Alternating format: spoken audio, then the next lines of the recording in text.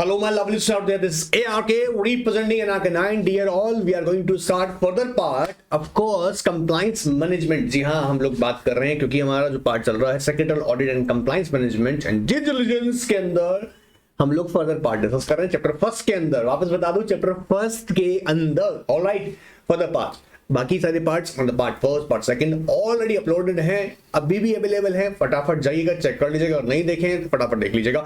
आगे का session discuss कर रहा हूं, बता दूं जितने भी एग्जांपल्स दे रहा हूं बार बार उन्हें कह रहा हूं, नोट कर लेना। जैसे आज का एग्जांपल बता दूं, फिर हमारा टॉपिक अगर स्टार्ट करते हैं। बेटा 2022 के अंदर ये कुछ हमारी कंपनीज हमारे सामने वेल नोन कंपनीज हैं जिन्होंने, याद रखिएगा, बेस्ट मैनेज्ड कंपनीज अवार्ड जीता। और याद रखिएगा, ये बेस्ट मैनेज कंपनीज जो हैं, इन कंपनीज को 4 की पिलर्स के ऊपर टेस्ट किया गया था, जिसमें से गवर्नेंस एंड फिनेंशियल एस्पेक्ट्स को भी कंसीडर किया गया। अब गवर्नेंस जब मैं वर्ड यूज कर रहा हूं तो मैं आज के टॉपिक से भी बताने की कोशिश करूंगा कि जो कंपनीज प्रॉपर कंप्लायंसेस करती हैं, एब्सोल्यूट कंप्लायंस करती हैं, एडिक्वेट कंप्लायंस करती हैं, सर ये क्या होता है बताऊंगा। सुनो पहले ध्यान से। उन कंपनीज को याद रखिएगा क्या करती है बिजनेस कम्युनिटीज, कई बार देखा जाता है रेगुलेटर्स, बेस्ट मैनेज कंपनी के अवार्ड्स देते हैं। जो 4 की पिलर रखे गए थे वो मैं आपके सामने बता रहा हूं। नॉलेज को इंप्रूव करो। झोला छाप कंपनी सेक्रेटरी नहीं बनना है, वैसे तो पॉसिबल भी नहीं है झोला छाप कंपनी सेक्रेटरी बनना, क्योंकि रीजन है एग्जाम का स्टैंडर्ड उस लेवल का रहता है कि अच्छा खासा नॉलेज होगा तो अच्छा स्कोर करेंगे। मैं चाहता हूं आपका प्रोफेशन, याद देखिएगा, इसकी वैल्यू, इसको कहां लेके जाना है, आप इससे कितना अर्न करना चाहते हैं, आप कितना नेम फेम चाहते हैं, ये सब आपको जब ही मिलेगा जब आप एक किसी भी टॉपिक पे अच्छी कमांड रखते हो। और खास तौर से क्योंकि compliance, secretary audit, compliance management, due diligence आपकी कोर फील्ड है, तो कम से कम इस सब्जेक्ट को तो बहुत अच्छे से समझो, पढ़ो। नोट्स के चक्कर में करियर बर्बाद मत करो। पढ़ना है तो सबसे ज्यादा किस पे फोकस करो, अपने फोकस कीजिए किसके ऊपर, अपने मॉड्यूल पर। जो यहां एग्जांपल्स बताए जा रहे हैं कॉर्पोरेट वर्ल्ड के अंदर, उन पे ध्यान दीजिएगा। ऑलराइट, तो 4 पिलर्स रखे गए थे। 4 की पिलर्स क्या थे? स्ट्रैटेजी, पहला यहां पे देखिएगा जो हाईलाइट कर रहा हूं वर्ड स्ट्रैटेजी। जी हां, पहला वर्ड जो था की स्ट्रैटेजीज, तो बिजनेस स्ट्रैटेजी। दूसरा capabilities and innovation, governance and financial and cultural and commitments. इन 4 की पिलर्स के ऊपर। अब सर आपने तो फटाफट बता दिया। अरे बेटा भी तुम कंपनी के नेम तो याद रखो। मैंने तो ये ऑब्जर्व भी किया है, बहुत सारे स्टूडेंट्स को कंपनी के नेम्स तक नहीं पता होते हैं। ठीक है, 2-5 रटे हुए नाम पता है, बट नाम याद रखिएगा। जैसे अजंता फार्मास्यूटिकल, याद रखिएगा, अजंता फार्मा लिमिटेड एक वेल नोन कंपनी है फार्मा के अंदर। ठीक है, कोरोमंडल याद रखिएगा, जो कि इंटरनेशनल लिमिटेड कंपनी यहाँ पे बता रहे हैं। क्रॉम्पटन आपने सुना होगा, इलेक्ट्रिकल प्रोडक्ट्स बनाती है। आपने देखा होगा कई बार इसके इलेक्ट्रिकल प्रोडक्ट्स जैसे फैंस हैं, है ना, कूलर हैं, ये कई सारे प्रोडक्ट्स बनाती है। ऑफ कोर्स एलईडीज भी बनाती है। Dabur India limited well known company है, अच्छे से नाम जानते होगे। एंड देखो एंड्योरेंस KEC एंड ओरिएंट, नाम सुना होगा, Orient. So I just want to say at least you must remember these name, at least 3 or 4 names you must remember किन कंपनीज ने अवार्ड जीता। तो मैं पता है ना, अगर जब आप कंपनी सेक्रेटरी बनके आप जब कंपनीज को अपनी सर्विसेज देंगे तो ये चीजें आपकी नॉलेज में होनी चाहिए, आपको पता होना चाहिए। अभी कैसे होता है सब कुछ अभी सेशन में समझेंगे। तो एटलीस्ट इनका नाम पता होना चाहिए। डाबर लिमिटेड याद रहेगा, डाबर इंडिया लिमिटेड का नाम याद रहेगा। अजंता फार्मा लिमिटेड, अपने मॉड्यूल है ना, अभी खोल के बैठे ना हम सामने, अभी चिंता मत करो, कोई तुम्हें नोटिस नहीं कर रहा है, तुम्हें शर्माने की कोई जरूरत नहीं है। अपना मॉड्यूल रखिएगा सामने, टॉपिक बता रहे हैं, टॉपिक में जाएंगे, वहां पर नोट कीजिएगा, इनको कहीं भी साइड में नोट कीजिएगा। बेस्ट मैनेज कंपनीज अवार्ड 2022, जिसमें एटलीस्ट 3-4 कंपनी के नाम लिख लीजिएगा। जैसे डाबर इंडिया लिमिटेड याद रहेगा, क्रॉम्पटन याद रहेगा, ठीक है, एंड्योरेंस याद रहेगा आपको, अजंता फार्मा लिमिटेड, मेरे साथ बोलो, याद कर लो, अजंता फार्मा लिमिटेड। ठीक है, आप चाहें तो अलग से ऑफ कोर्स गूगल पर जाके इनका सिन नंबर सर्च करके एमसी की वेबसाइट से इनकी डिटेल और भी जान सकते हैं। वो काम मैं बाद में करवा भी दूंगा। ऑलराइट, सो आज के टॉपिक पे आते हैं। हमारा पहला टॉपिक है कंप्लायंस ऑडिट। अब किसी भी कंपनी के अंदर याद रखिएगा, जनरली ये आज की तारीख में देखा जाए एक वाइटल, एक मोस्ट इंपॉर्टेंट पार्ट बन चुका है कि किसी भी कंपनी का अगर best compliance management system test करना है तो टेस्ट करने का तरीका क्या है, उसकी ऑडिट। तो कंप्लायंस ऑडिट जो होती है वो एक फाइनेंशियल या परफॉर्मेंस ऑडिट नहीं है। आई होप आप जानते होंगे financial audit basically statutory auditor perform करता है, और परफॉर्मेंस ऑडिट जो होती है उसके लिए भी किसी इंडिपेंडेंट ऑडिटर को अपॉइंट किया जाता है। बट आप जानते होंगे कि परफॉर्मेंस ऑडिट बेसिकली ना गवर्नमेंटल डिपार्टमेंट्स में ज्यादा की जाती हैं। ऐसा नहीं है कि कॉर्पोरेट्स में नहीं है, कॉर्पोरेट्स में भी की जाती हैं, बट ये overall performance audit overall company की परफॉर्मेंस के बारे में बात करती है। जैसे एग्जांपल से समझाता हूं, गवर्नमेंट डिपार्टमेंट्स में बेसिकली जैसे कि उसे कोई बजट पास किया गया, रेलवेज, ठीक है, रेलवे के लिए बजट पास किया गया। अब रेलवे ने उस बजट का यूटिलाइजेशन किस तरह से किया थ्रू आउट द ईयर, वो उसको कंसिडर करने के लिए रेलवे की ऑल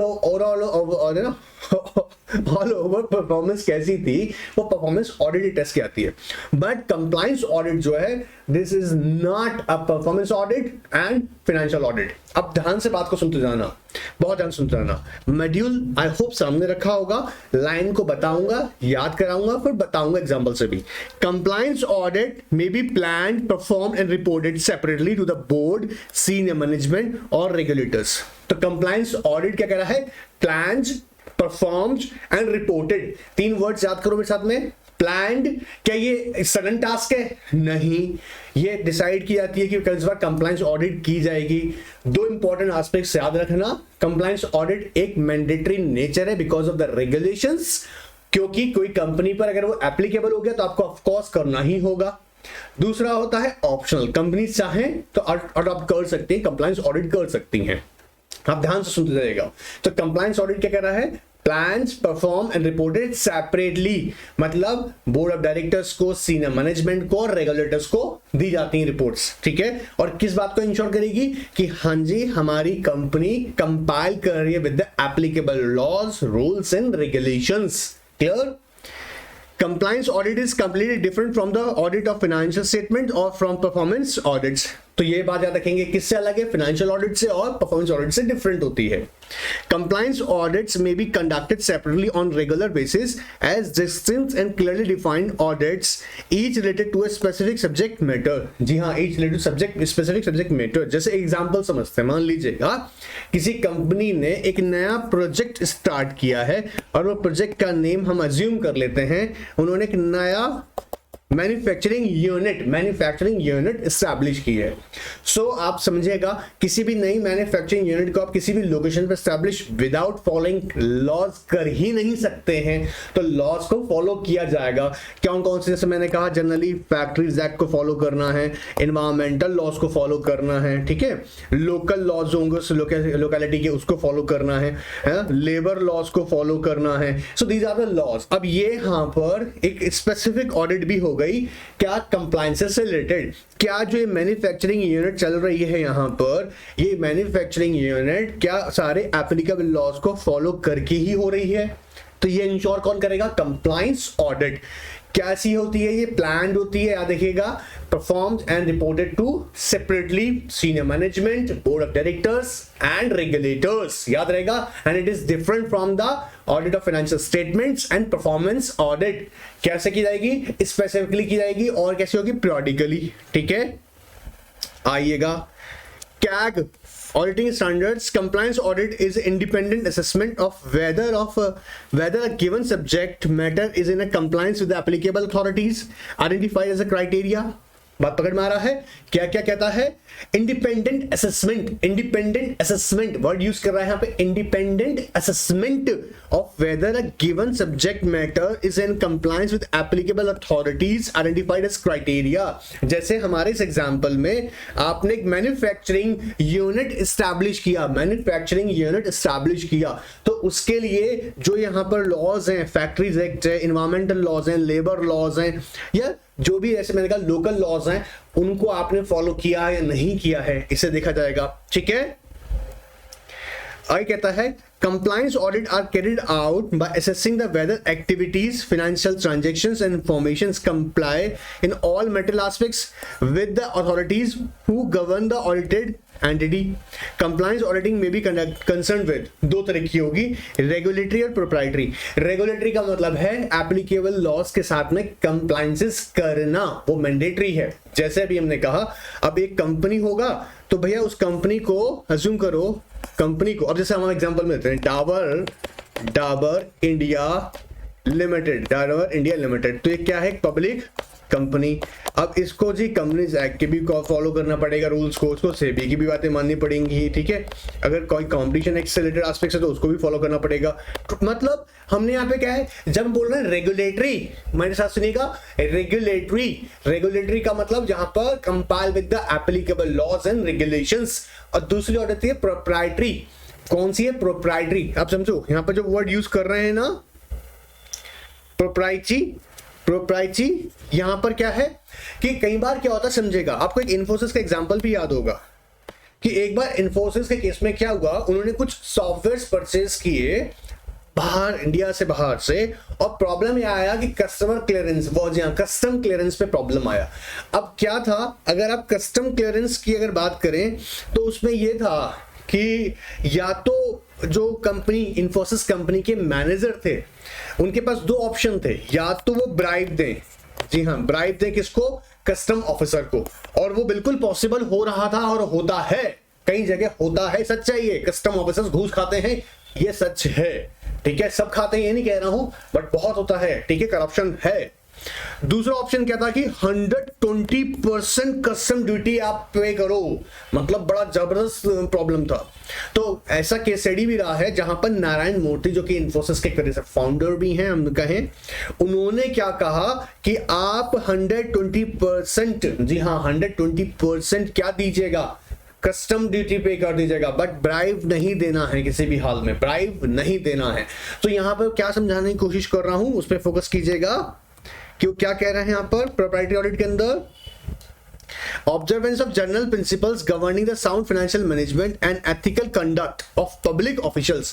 और कहते हैं कंडक्ट ऑफ पब्लिक ऑफिशियल्स. अब जैसे पब्लिक ऑफिशियल्स अपनी पावर का मिसयूज ना करें, उनकी जो पब्लिक ड्यूटीज है उसे परफॉर्म करें. आप आरओसी के पास पहुंचे और पता लगा आपने एक डॉक्यूमेंट में कुछ घपला किया है, घपला का मतलब नॉन कंप्लायंस था, या कुछ ऐसे फैक्टर्स थे जो एक्चुअली एग्जिस्टेंस में नहीं थे, या आप डिलेज हो गई थी आपके, या कोई फैक्ट, आप डेटा जो है सफिशिएंट इंफॉर्मेशन प्रोवाइड नहीं कर रहे हैं, और जो कि लॉ के अकॉर्डिंग कैसा है, नॉन कंप्लायंस है, और पेनल्टीज पे चार्ज किया जाएगा. बट आपने आरओसी को क्या किया, ब्राइब देकर ही काम करा लिया. तो ऐसा नहीं होना चाहिए, वो एथिकल कंडक्ट प्रैक्टिसेस करें. ये भी इंश्योर कैसे होता है, जब हम प्रोप्राइटरी ऑडिट करते हैं. क्लियर एकदम, चलेगा. आई होप दो ये चीजें क्लियर होंगी. कंप्लायंस ऑडिट के अंदर हमने बहुत सिंपल सी दो बातें समझी हैं. ऑलराइट, अब देखिएगा significance of corporate compliance management. ये मैंने पहले भी थोड़ा बहुत डिस्कस किया हुआ है, और क्या देखिएगा इंपॉर्टेंट क्वेश्चन भी है. मैं आपको एग्जाम के पर्सपेक्टिव से यहां क्लियर कर दूं, आप इसको हाईलाइट कर लीजिएगा. Alright, compliance with requirements of laws through a compliance management program can produce positive results at several levels. Comment, ये क्वेश्चन आ सकती है कमेंट में के लिए. सो याद रखिएगा, इंपॉर्टेंट क्वेश्चन है एग्जाम के लिए. कुछ इंपॉर्टेंट क्वेश्चन तो मैं साथ में बताता हूं, तो उसको नोट कर लिया करो, ठीक है, बात के लिए मत छोड़ना यार. अच्छा स्कोर करना है, एक अच्छा स्कोर करना है, एक अच्छा कंपनी सेक्रेटरी बनना है, बहुत पैसा कमाना है, नेम फेम कमाना है, तो सीखने के लिए मेहनत अभी करनी पड़ेगी, बाद का काम नहीं है. ऑलराइट, एकेडमिक अभी सिखा देंगे, रियलिटी बता रहा हूं, तुम थोड़ा बहुत समझना. अगर इंटर्नशिप अटेंड किया हुआ है तो वहां तो तुम्हें क्लैरिटी मिल जाएगा. Nobody is going to teach you basic concepts. So basic concepts तो आपको आने चाहिए, ठीक है. फर्म्स बैठ के नहीं सिखा रहे हैं, और कोई फर्म सिखा रहा है तो मैं ओपनली बोल रहा हूं उस फर्म के पास ज्यादा काम नहीं होगा. अदरवाइज इतनी एंगेजमेंट होता है, वर्क इतना होता है कि आपको ट्रेनर बैठ के छोटी छोटी चीजें नहीं सिखाएगा, वो आपको आनी चाहिए. क्लियर, ऑलराइट, चलिए. Compliance with the देखो ये नोट कर लो, क्वेश्चन है, इंपॉर्टेंट क्वेश्चन है. Compliance with the requirements of laws through a compliance management program can produce positive results at several levels. जैसे go to the extra mile and lays the foundation for a control environment. Control environment, it talks about the entire organisation.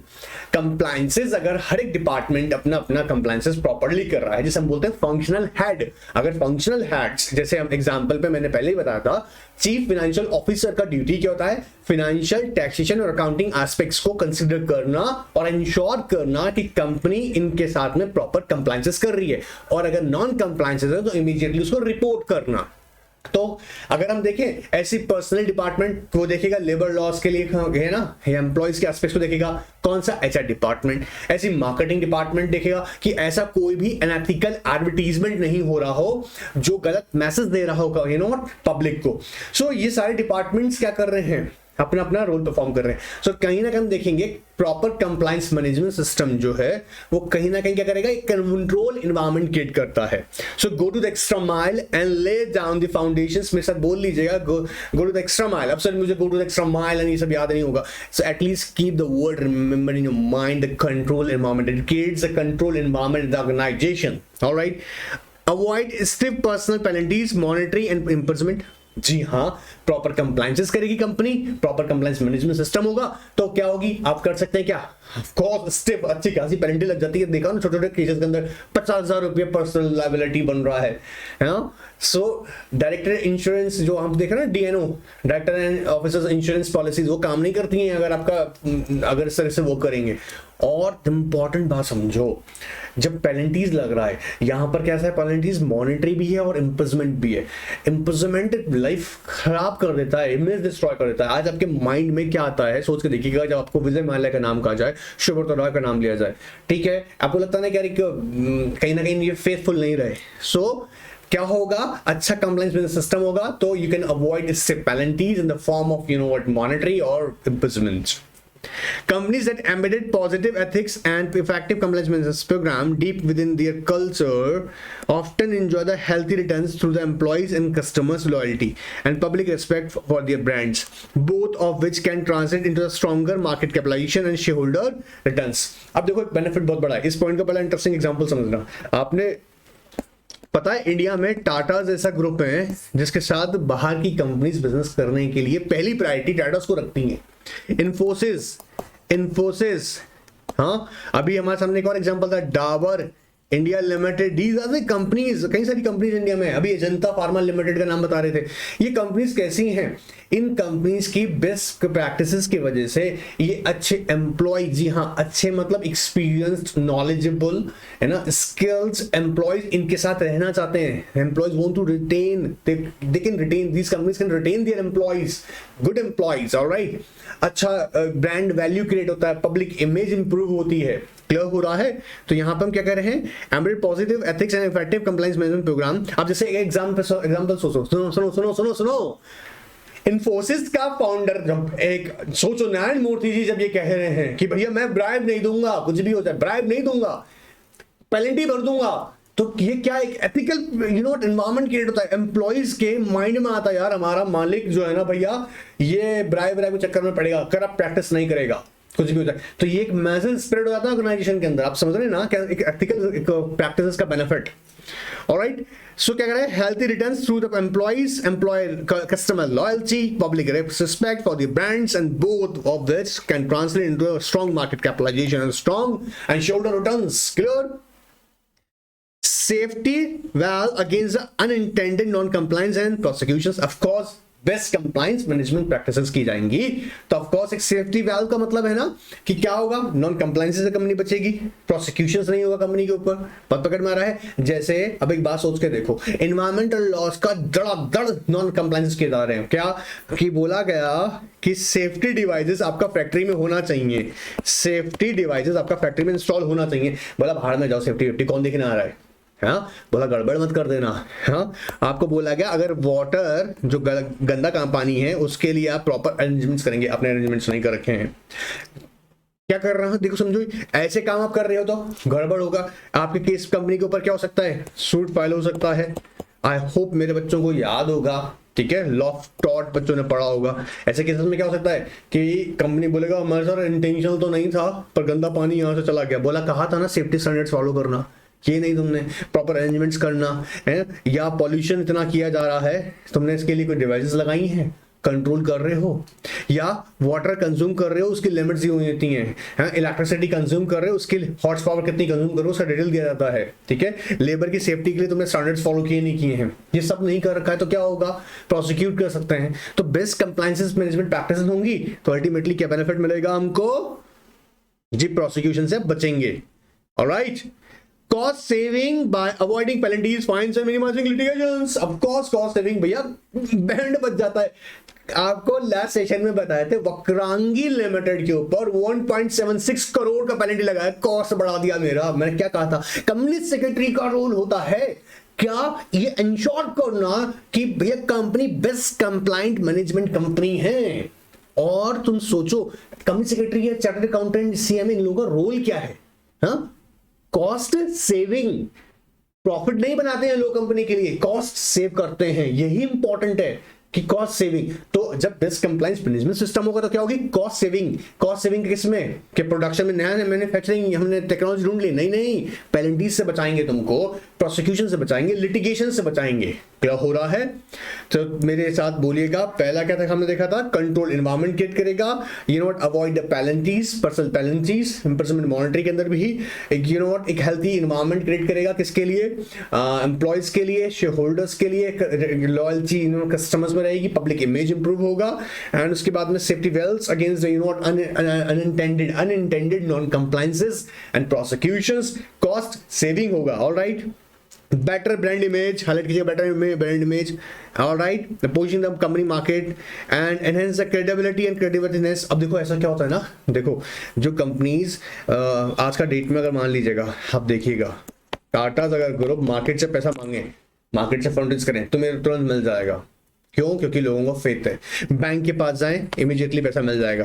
तो जितनी best compliance, Infosys company है जिनका नाम मैं बता रहा हूँ, डाबर इंडिया लिमिटेड है, अजंता फार्मा लिमिटेड है, क्रॉम्पटन है, ठीक है ना, कोरोमंडल है, ये कंपनी जो भी लेटेस्ट में एग्जांपल दे रहा हूँ जिनका आपको, ये कंपनीज के जे इनका लोगों पे भरोसा बढ़ जाता है, लोगों इन पे भरोसा बढ़ जाता है। तो क्या कहता है, enhance the credibility, credit worthiness that only a law abiding company can command, goodwill among the shareholders, investors and stakeholders, and recognition as a good corporate citizen।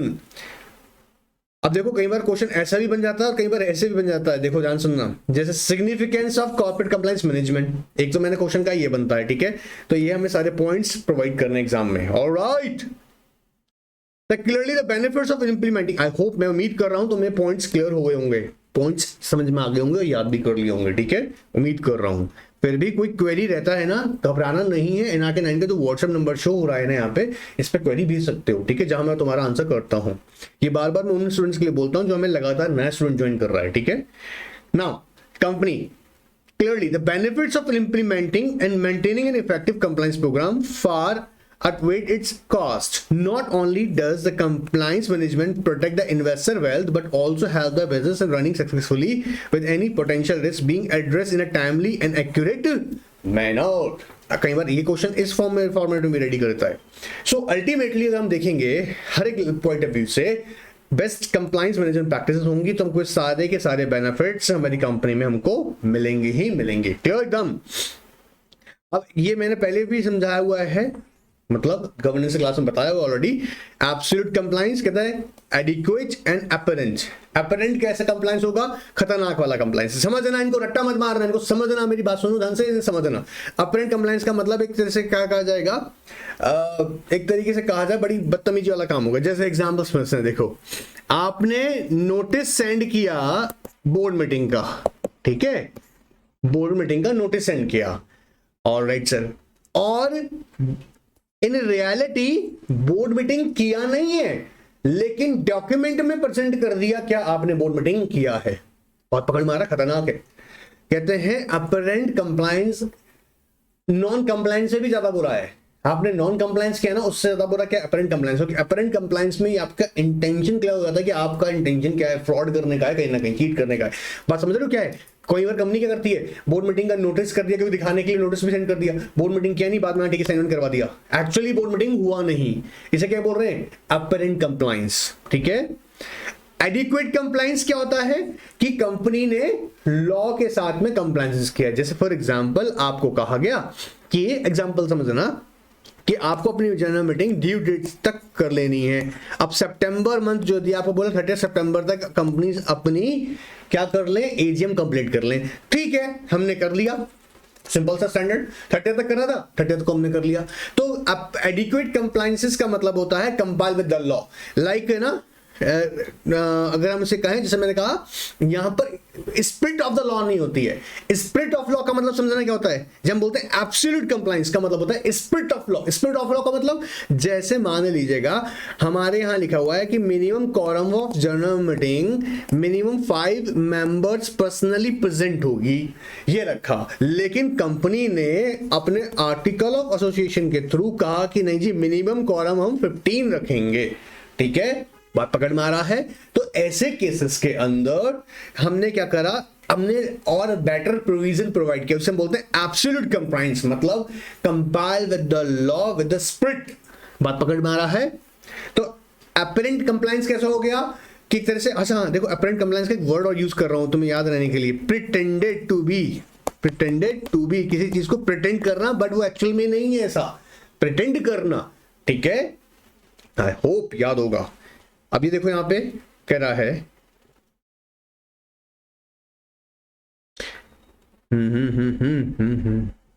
देखो अब मॉड्यूल अपना मैं उम्मीद कर रहा हूं सामने रखा है आप लोगों का ना। Apparent compliance disguise from of non compliance, मतलब डिस्गाइज मतलब क्या होगा सर, प्रिटेंड करना, which is worse than non-compliance. Classic example for apparent compliance are generating documents such as notice, agenda, minutes on paper for a board and general meeting which are not actually held. मतलब दिखाने के लिए तो document दिखा दिया आपने कि हाँ जी हमने नोटिस सेंड किया था, मीटिंग भी कर किया था, लेकिन इन रियलिटी आपने मीटिंग नहीं किया, सिर्फ डॉक्यूमेंट में आपने दिखा दिया कि हाँ जी मीटिंग हो गया, बट इन रियलिटी मीटिंग नहीं होना। तो इसलिए कहते हैं कि और भी खतरनाक है। एडुकेट कंप्लायंस का मतलब है ऑफ कोर्स ही compliant with the law in letter. जब हम बोलते हैं इन लेटर्स का मतलब यहां पर क्या है, जैसे कहा गया मैंने भी कि आपकी एजीएम की जो ड्यू डेट है वो है 30 सितंबर, तो आपने इन लेटर यहां ठीक है लॉ में जो लिखा है मैंने उसे फॉलो कर लिया।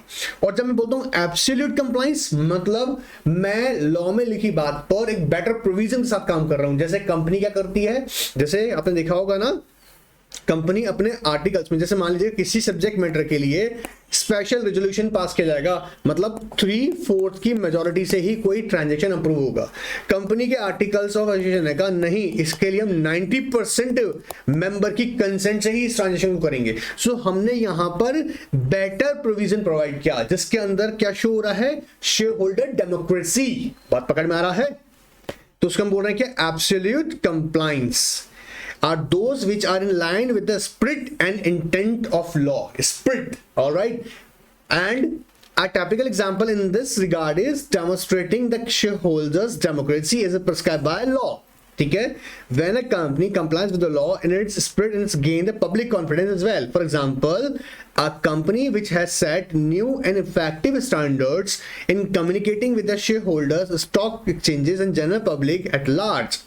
Its annual report is said to be trend setter समझते हैं ना, कि मार्केट में अब जैसे एग्ज्यूम करके देखो, मैं आपको तुम्हें बताऊं, ट्रेंड सेटर बन जाते हैं। बोला नहीं यार, बोले बिजनेस प्रैक्टिसेस तो इन्फोसिस ही करती शानदार, ये बिजनेस प्रैक्टिसेस तो है ना बड़ा डाबर है, लोग इंस्पायर हो रहे हैं इन्फोसिस से, लोग इंस्पायर हो रहे हैं टाटा से, लोग इंस्पायर हो रहे हैं। कौन से लोग इंस्पायर हो रहे हैं? कॉर्पोरेट सेक्टर्स, ठीक है, कॉर्पोरेट इंस्पायर हो रहा है। इवन जो इमर्जिंग बिजनेसेस हैं, नए बिजनेसेस निकल के आ रहे हैं, वो भी सोचते हैं, बोले नहीं यार we want to run our company as you know what Infosys are doing, जैसा बिजनेस वो लोग चला रहा है, हम लोग भी ऐसा बिजनेस बनाएंगे, ऐसे चलाएंगे, ऐसे ही कंप्लायंस के साथ फॉलो करेंगे, बेटर यू नो सिर्फ फॉलो ही नहीं करेंगे, विद लेटर एंड स्पिरिट के साथ फॉलो करेंगे लॉस को। ऑलराइट, सो ये क्या कहते हैं, ट्रेंड सेटर बन जाते हैं।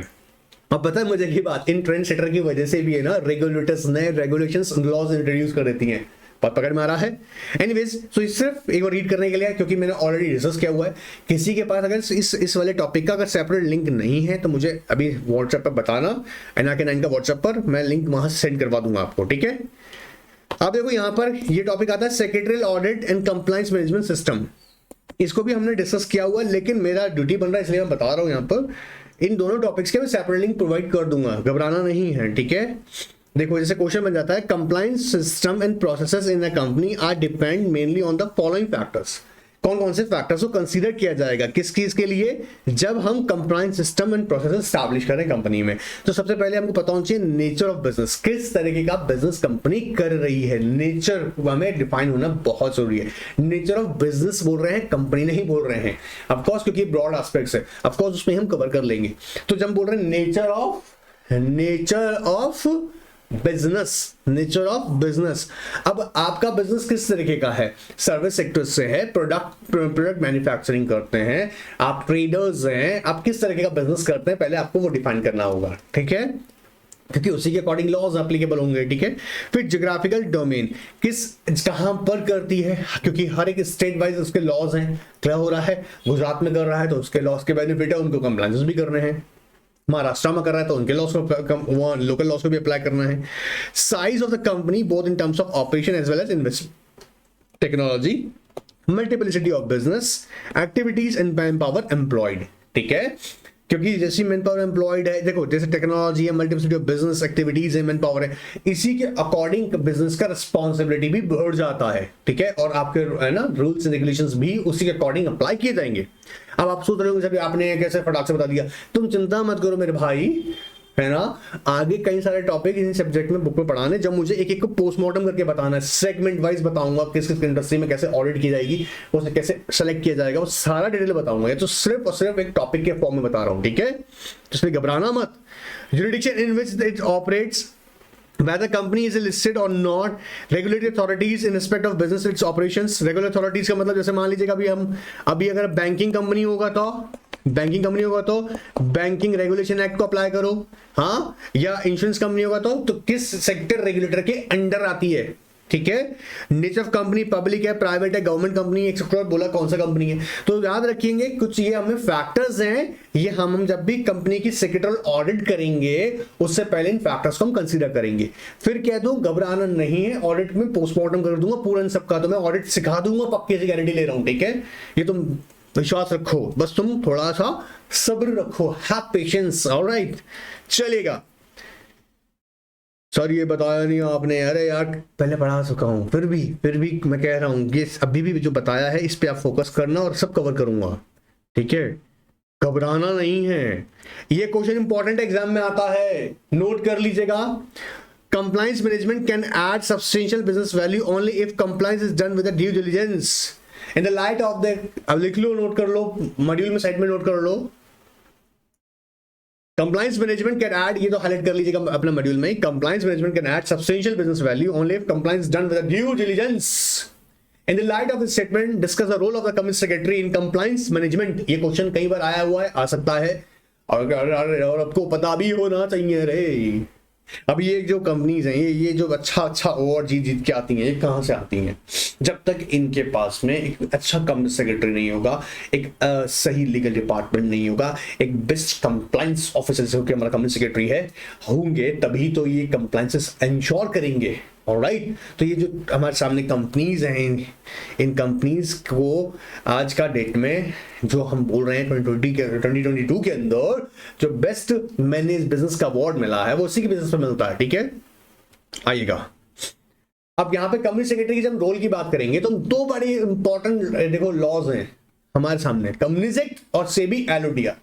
लिस्टेड कंपनी है तो सेबी एलओडीआर के साथ कंप्लायंसेस करना है। कंपनी सेक्रेटरी के जॉब में क्या होता है कि वो इंश्योर करे कि कौन कौन से कंप्लायंसेस कंपनी को करने होंगे, और वो कैसे करेगा, अब तक हम ये सीखते आ रहे हैं कि ये वो फाइंड आउट करेगा। जैसे देखो ऊपर वाले टॉपिक में भी हमने ये किया था कि इन सारे फैक्टर्स को कंसीडर करने के बाद में, समझ आ रहा है, ये सारे फैक्टर्स कंसीडर करने के बाद इंश्योर किया जाता है कि कंपनी को कौन कौन से कंप्लायंसेस करने हैं।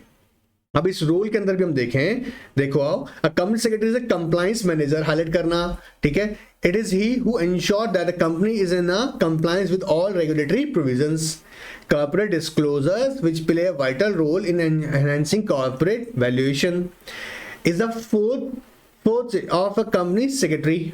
These disclosures can be classified into statutory disclosure, non-statutory disclosure, specific disclosure and content disclosures. कितने हैं? 4 parts हैं disclosures में। कौन कौन सा? statutory, मेरे साथ बोलेगा statutory disclosures, non-statutory, ठीक है, specific disclosures and continuous disclosures, statutory बोलो, अरे चिंता नहीं करना है, सब डिटेल में बताने वाले हैं, ठीक है। स्टैचुरी, फिर नॉन स्टैचुरी, जैसे जो कंपनी ने क्रिएट किए हुए, कंपनी इंटरनल पॉलिसीज के थ्रू बनाता है, ठीक है, तो वो नॉन स्टैचुरी। स्टैचुरी रेगुलेटर्स के थ्रू जो फॉर्म किए जाते हैं, ठीक है, जैसे फॉर एग्जांपल अभी लास्ट एग्जांपल देते ना, आरबीआई ने बोला कि ठीक है, आरबीआई ने कि बैंकिंग नॉर्म्स के साथ फॉलो करना है, नॉन कंप्लायंसेस की वजह से उन फाइनेंशियल एंटिटीज को क्या झेलना पड़ा, पेनल्टीज, तो स्टैचुरी कंप्लायंसेस बोल रहे हैं, ठीक है। फिर जैसे अभी मान लो एक और एग्जांपल समझो, आप कंपनी, आप कोई बैंकिंग कंपनी बनाना चाहते हो, आप बैंकिंग बिजनेस करना चाहते हो, तो आपको पता है इंडिया में बैंकिंग बिजनेस करने के लिए आपको पब्लिक कंपनी बनाना पड़ेगा, तो इसके साथ पहले क्या करना पड़ेगा, आपको कंपनी रजिस्ट्रेशन कराना पड़ेगा, कैसा, पब्लिक कंपनी फॉर्म में, ठीक है। तो क्या है ये, स्टैचुरी कंप्लायंस करना जरूरी है, तो पहला क्या है, स्टैचुरी डिस्क्लोजर, फिर है non statutory disclosure, specific disclosure and continuous disclosure, जैसे हम क्वार्टरली रिपोर्ट देते हैं, क्लियर। अभी सबके ऊपर जाएंगे आगे, ठीक है। अब मैं सिर्फ एक टॉपिक के कंटेंट के पर्सपेक्टिव से बोल रहा हूं। Companies act and SEBI LODR regulation 2015 spell out a elaboratory on various aspects of disclosures which are to be made by companies such as contingent liabilities, related party transactions। अब देखो कुछ example दे रखे हैं उन्होंने, proceeds from IPO, remuneration to directors, various details giving the threats, risks and opportunities under the management discussion analysis in corporate governance report, which is published in the annual account duly certified by the professional like company secretaries। बात पकड़ मारा है। आज का date में IPO की proceeds का क्या यूटिलाइजेशन कैसे हुआ, उसका कंफर्मेशन देना पड़ता है कंपनी, हाँ जी, जैसा कि बताया गया था वैसे ही कंप्लायंसेस किए गए हैं, ठीक है। या रेम्यूनरेशन कितना दिया जा रहा है डायरेक्टर्स को, ठीक है, रिलेटेड पार्टी ट्रांजेक्शन डिस्क्लोजर, ये सब एग्जांपल्स हैं, पूरा डिटेल हम समझेंगे, है ना। तो समझो ये एग्जांपल्स हैं, ये कौन इंश्योर करता है कंपनी में सारे कंप्लायंसेस प्रॉपर हुए हैं, डिस्क्लोजर्स प्रॉपर दिए जा रहे हैं, कि अगर कोई रिलेटेड पार्टी ट्रांजेक्शन हुआ था, हाँ जी सर, उसका डिस्क्लोजर दिया गया है, कोई कॉन्फ्लिक्ट ऑफ इंटरेस्ट था, उसका डिस्क्लोजर दिया गया है, रिम्यूनरेशन कितना दिया गया है, इसका डिस्क्लोजर दिया गया है, इंडिपेंडेंट डायरेक्टर की अपॉइंटमेंट किस तरह से की गई है, उसका डिस्क्लोजर दिया गया है, स्टैट्यूटरी ऑर्डर की अपॉइंटमेंट, अगर कोई वैकेंसी, ध्यान रखिएगा, कैजुअल वैकेंसी अराइज हुई थी तो उसको फिलअप किया गया प्रॉपर प्रोसीजर के थ्रू, वो इंश्योर करना, हाँ, एजीएम को प्रॉपर्ली ड्यूली कंडक्ट किया गया, ये इंश्योर करना, ये क्या है, इस बात को इंश्योर कर रहा है कंपनी सेक्रेटरी, क्लियर ना। Just wait for a moment.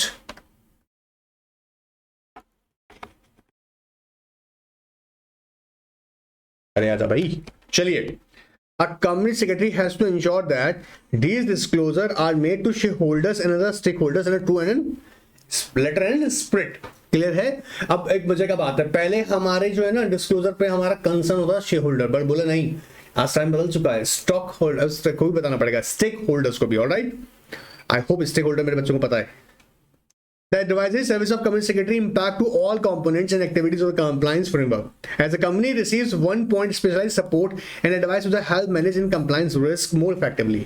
Company secretary play a proactive advisory role as he advises management, board and committees and compliance executive employees. Company secretary provide advice on the compliance risk, responsibility, obligation, concern and other। देखो question एक यहाँ से भी बन सकता है, ये वाला भी क्वेश्चन बन सकता है, इसको भी हाईलाइट कर लीजिएगा। देखो ये क्वेश्चन बन सकता है, company secretary provide advice on compliance risk responsibility obligation concern and other compliance issue that are suitable for the business practices and operational consequence of company. In the light of this statement discuss the role of company secretary, ऐसे भी आ सकता है, या सीधा comment करके आ सकता है question, क्या हो रहा है। In nutshell, company secretary is the professional who guides the board and company in all matters, renders advice in terms of compliance, ensure that the board procedures are duly followed, best global practices are brought in, and organizations taken forward towards a good corporate citizen. Good corporate citizen. अच्छा सुनो, ये तो अभी मैंने सिर्फ एक छोटा सा टॉपिक के फॉर्म में लिया है, ठीक है। वैसे तो पूरा बुक में बार बार बताऊंगा, सारा रूल पोस्टमार्टम करके बताऊंगा, बट मैं चाहता हूं कि इतना सा पार्ट आप एक बार रिवाइज और रीड जरूर कर लें, ठीक है, रीड कर लें ताकि थोड़ी बेसिक्स आपको समझ में आ जाए, क्योंकि इसका पूरा बुक में बहुत जगह मैं इसके रोल के बारे में आपको बताने वाला हूँ, ठीक है। और जिन बच्चों ने मेरी गवर्नेंस क्लासेस देखी हैं उनको तो ये बात पहले से ही पता है। अगर किसी को लगता है कि सर मुझे अभी के अभी पता लगाना सर मुझे, तो ना कहने के व्हाट्सएप पे भेजो, मैं अभी प्रोवाइड करवा दूंगा वो, ठीक है। अब देखो कह रहा है ascertain the corporate compliance framework, क्या क्या देखना होगा, कहता है are you aware of the all important laws applicable to your organisation, how do you prevent और track legal non compliances, are you confident while signing the legal compliance declarations, does your organisation have a compliance officer who tracks legal cases in your organization. So these are some of the method through which you decide, you frame your compliance framework. ये कुछ questions हैं ऐसे। यहाँ पर कहता है risk profiling of a company में includes the following business risk. अब ये सर ये मैं आपको ऐसे बताऊंगा ना, ये टॉपिक वाइज रीड करा दूंगा, फायदा नहीं है। एथिक्स, इंटरनल और financial integrity, legal compliance, fraud risk management, business continuity, succession planning, management operation. अब ये रीड कराने का ऐसा मजा नहीं आएगा, समझो। ये टॉपिक ऐसे ने अपने इसमें अमेंडमेंट में भी, अमेंडमेंट कह रहा हूँ सॉरी, हाँ ऑफकोर्स ऐड किया था टॉपिक, बट ये टॉपिक मैं आने वाले चैप्टर्स के अंदर डिटेल में ही कंसीडर करने वाला हूं, तो ये मत घबराइएगा। सर आप बात कह रहे थे आगे वाले में, अरे तो आगे वाले में इसलिए कवर करेंगे, उसका रीजन है, वहां से तो कोर है ना, डिटेल बताऊंगा। अब ये इतना नहीं समझाना है। क्या तुम्हें पॉइंट रटवा दूं मैं? नहीं रटवाऊंगा, नहीं समझाऊंगा, क्योंकि ये तो मैं कह रहा हूं ना कोर सब्जेक्ट है आपका। सो ये डिटेल में हम जाने वाले हैं आगे, ठीक है। आज से कि हाँ हमने सिर्फ ये पॉइंट जरूर यहाँ पे अलग से हमें डिस्कस कर लेना है, ठीक है। अब इसके अलावा कोई भी डाउट किसी को रहेगा ना, तो बिल्कुल बिंदास होके NRK 9 पर व्हाट्सएप नंबर आपके पास होगा, फिर देख लीजिएगा। इस नंबर पर आराम से अपना क्वेरी भेजिएगा। और इस चैप्टर का अब टेस्ट होगा, इस चैप्टर का टेस्ट होगा, टेस्ट अटेंड सारे करना, अगर पक्का इरादा है कि 60+ मार्क्स चाहिए तो, ठीक है। और बाकी तुम्हारा मर्जी यार, ठीक है। पर मेरा जो स्टूडेंट लोग हैं वो मुझे पता है अटेंड करेंगे टेस्ट। सो टेस्ट कहाँ होगा सर? NRK 9 के व्हाट्सएप पे आओ, ज्वाइन करो, वहां टेस्ट मिलेंगे। ऑलराइट, चलिए गुड बाय, टेक केयर।